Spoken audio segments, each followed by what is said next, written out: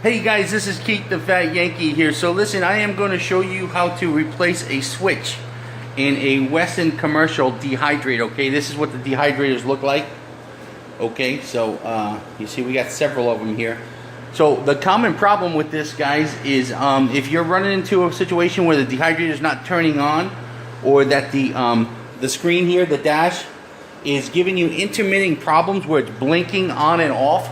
Okay, what you're going to do is you're going to take this off. Okay, this top panel here has screws in the back. There's 4 of them. You're going to take that off, and then there's some screws underneath here that you're going to take off. Okay, that'll take this whole section off, and you can just pop that right off. Okay, then you just pop this switch. This is what the original switch looks like.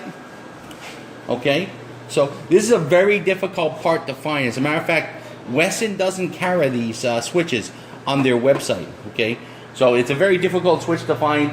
So, but what I did find this switch is at the web restaurant store.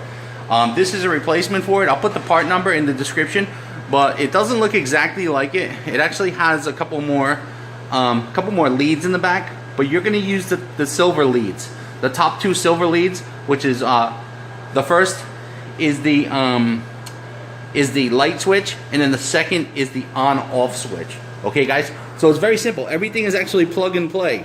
So you're just going to take these off, plug these back in. It won't fit exactly right in there, so it's going to hang on a little bit, but you know what?